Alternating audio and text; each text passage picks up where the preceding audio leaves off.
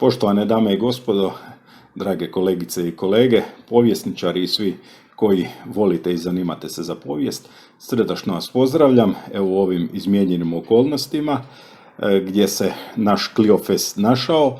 Međutim, evo i ovo digitalno doba, različite tehnologije dopuštaju nam da i dalje mi svoju misiju povijesnu izvršavamo i da svoje važne susrete evo i na ovaj način ostvarujemo.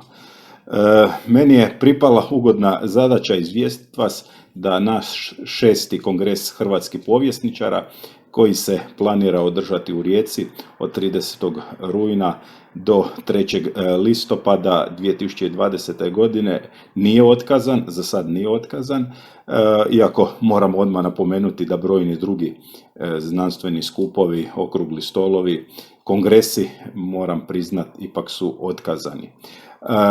Za sad organizacijski odbor odlučio je, sukladno situaciji kakva jest i što nas očekuje i kakva su predviđanja, da naš kongres ipak bude održan.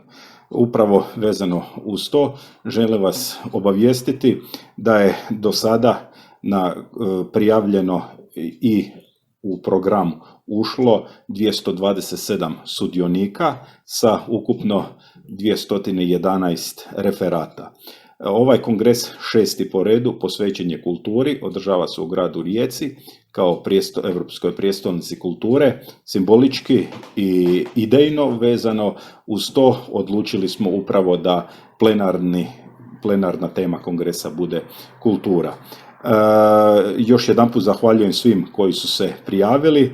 Kažem, odaziv je bio jako dobar i ono što se mora ovaj put reći i odmah nakon prvog poziva dosta je referata, odnosno kolegica i kolega se prijavilo i onda i u drugom ponovljenom pozivu kad je rok bio nešto produžen također, tako da smo lijepo već sad pomalo premašujemo onu brojku sudionika na kongresu koji smo imali u Zadru, 5. po redu, gdje nam je zapravo tema tog kongresa bila krize, sukobi i solidarnost u povijesnoj perspektivi.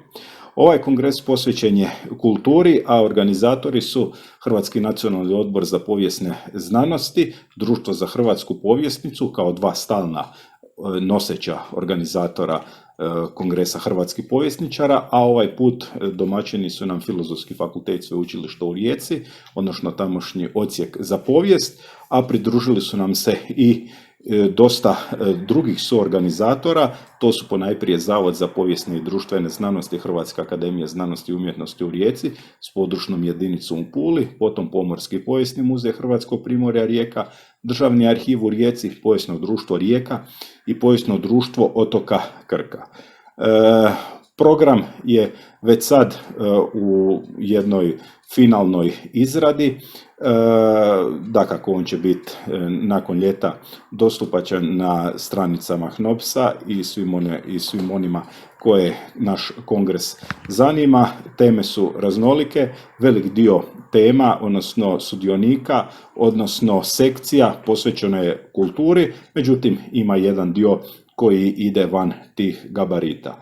Ono što bih posebice napomenuo da je naš kongres zapravo naša osobna historiografska iskaznica i drago mi je da on zapravo svake 4 godine napreduje, dobiva nove konture i ono što bi posebice nekako istakao kao jedan koji je u organizacijskim odborima kongresa već dugo vremena, da se po broju sudionika, ali po imenima sudionika vidi jedna smjena generacija.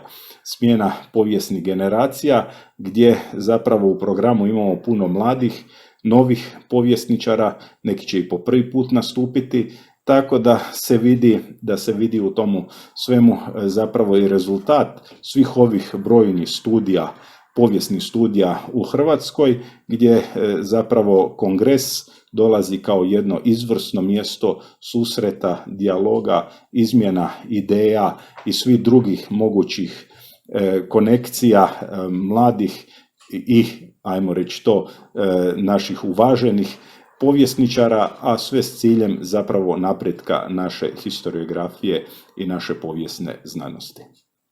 Zahvaljujem svima i nadam se da se vidimo u Rijeci na otvorenju i tijekom rada Kongresa hrvatskih povjesničara.